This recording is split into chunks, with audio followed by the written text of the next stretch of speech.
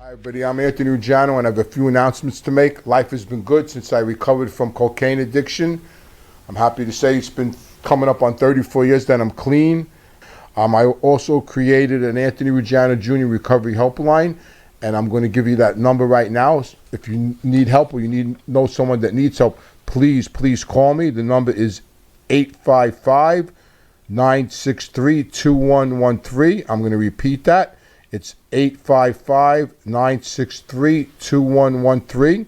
So if someone you know or yourself needs help, please don't hesitate to call me. And in spite of giving back to society, I've been named an ambassador to Face the Music.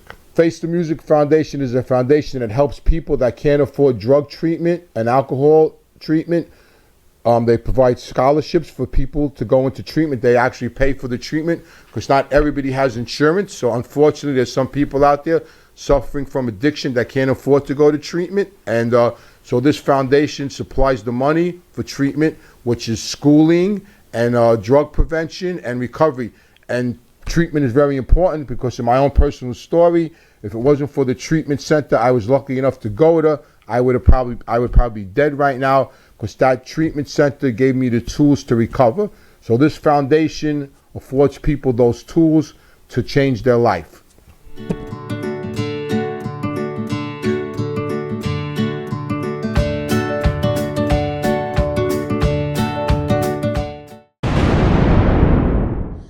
Good morning. I want to welcome everybody to Reform Gangsters, and I hope everybody's enjoying themselves. And if you enjoy this content, please hit the subscribe button. It'd be great to have you. My birthday party was fantastic. You know, I got to see a lot of people I haven't seen in a while. It was very, everybody had a good time. It was really nice. Everything worked out nice. The interviews were all good. The content was good after it. It was a win-win. Yeah, I got one story. I do got a story. Speaking of the snow. So before I got married, and I lived on 88th Street with my parents, it was snowing real hard out. But my father had an appointment. So I had to go with him. Now I didn't have to go with him, but he was taking me with him. I was in my very, very early 20s. So I got married when I was 23. So I probably was about 21 or 22 when this took place. And I remember it was snowing really hard out, and outside my house, when you came out of my house on 88th Street, to the right on the street was a fire hydrant, a Johnny pump, and we came out of the house, and there was a guy walking his dog in the snow, and my father went, "Look at this dopey bastard walking his dog in this weather," right? And right after my father said it, the guy fell. So the guy fell. So we walked up to him, we looked, and he was dead. The guy was dead. The guy probably had a massive, and my father looked at him. My father goes, "This guy's dead." And the dog was just sitting there, and my mother had come out the door to see, my mother had come to close the door, and she saw it, and my father told my mother, "Call 911, the guy's dead. The guy had a heart attack." And my mother, and we just got in the car and left. My father goes, I said, "What are we going to do?" "Wait." He goes, "Wait." He goes, "What are you kidding me? The guy's dead." And we got in the car and we left. And we left the poor guy laying in the snow with the dog sitting there. Elon Musk, he's got a lot of balls, I'll tell you that. He don't care. No, I think he's just the guy that's, well, listen, he's got to have a lot of balls. You don't become the richest man in the world being like, a coward. I mean, that's for sure. I mean, you don't accumulate that kind of wealth being a coward. I think they're all gangsters in their own way. Him, Trump, all of them.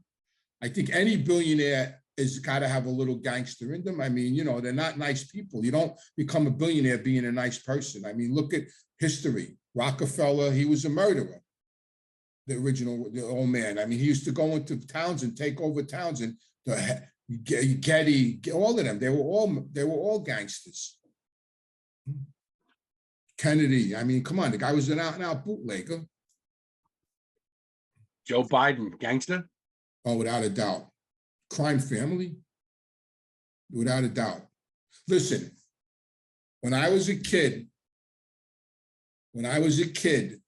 and Watergate happened, I remember like it was yesterday, my father would sit when the Watergate hearing started and Dean started giving them all up. Dean was testifying in front of Congress and giving them all up. He would sit in front of the TV and he loved it. He would say, look at them all telling on each other.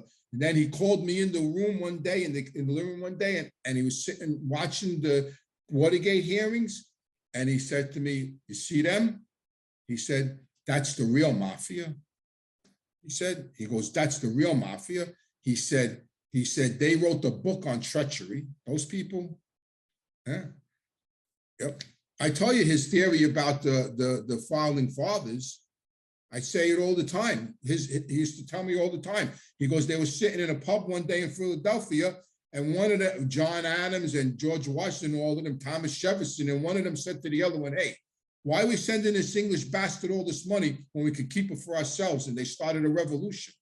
He said, and then they wrote the book on treachery, and they did. Listen, I dealt with the government. I dealt with the government when I was against the government, and I dealt with the government when I cooperated with the government. And they hold all the cards.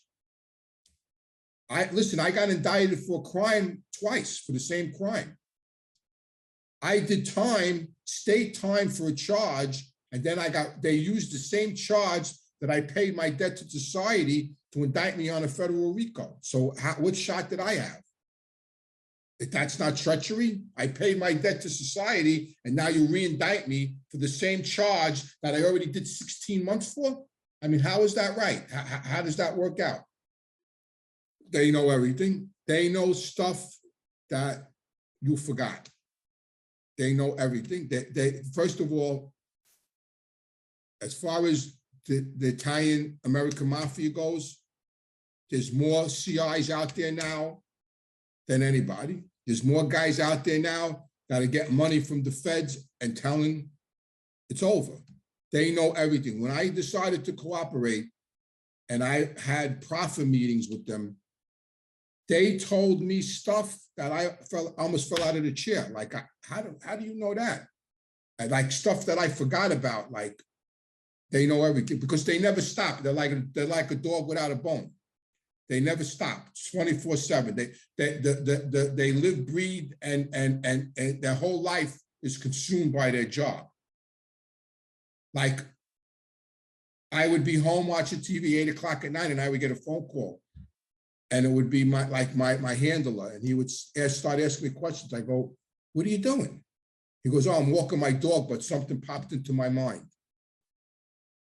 So, you know, once your name's on that list, once your name's on that hit list, you're finished. But it's always about violence. Once they know you committed an act of violence, you're finished. If you never committed an act of violence, you got a shot to skate, to get to stay under the radar, or they won't bother. What I noticed about it is people that were criminals but were nonviolent got pushed to the side. And the people that they knew committed acts of violence, they went after wholeheartedly. And that was my problem. Once they knew I committed an act of violence, that was it. I was on the hit list. Jay Black was with my father. So yeah. Like there was a club out in Long Island called Jupiter's. It was on Hempstead Turnpike. And this guy, Danny, owned it. He was a good friend of my father's. And my father got Frankie Valli to play there and Jay to play there. Like the lines were around the block the night Frankie was there. You know, so yeah, definitely.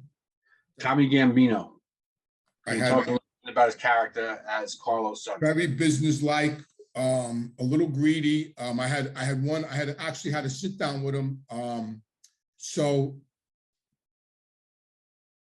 he owned Consolidated Shipping. And after John became the boss, a guy came to me, a trucker came to me that had a dress route.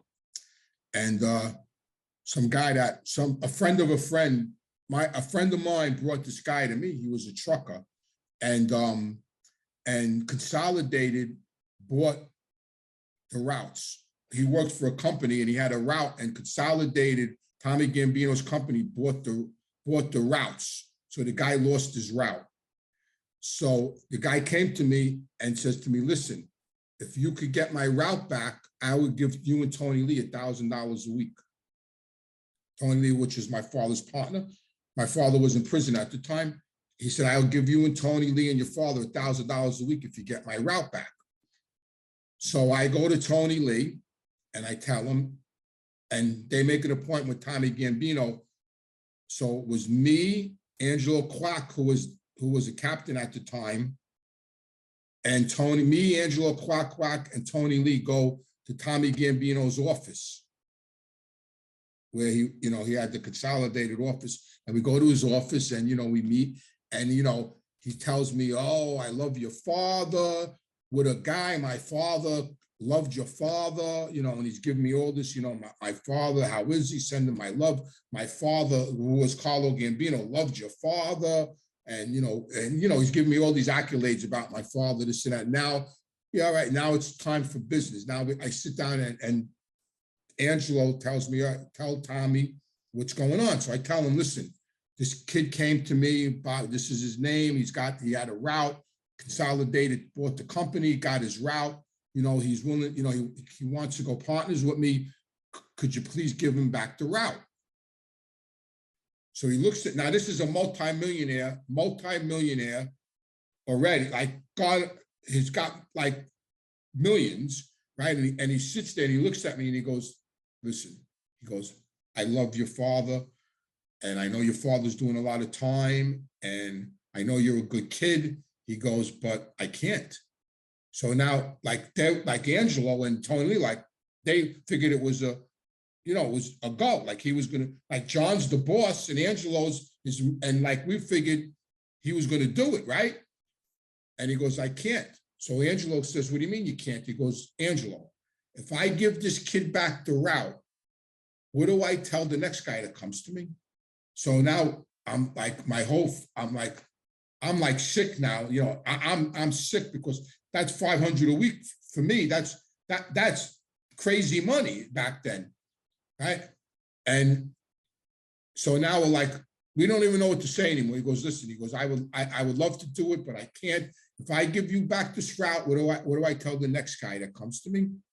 So, that was it. We got out, we went out in the car, they were cursing him, that dirty Sicilian mother effer. Tony Lee was screaming in the car, Angelo screaming at Angelo, you should have just demanded it. You should have just told him he had to give us back the route. And yeah, so I mean, that's why people are rich. Yeah, I mean, that route meant nothing to him. That was pennies to him. Yeah, that was my introduction and the time I spent with Tommy Gambino, Carlo Gambino's son.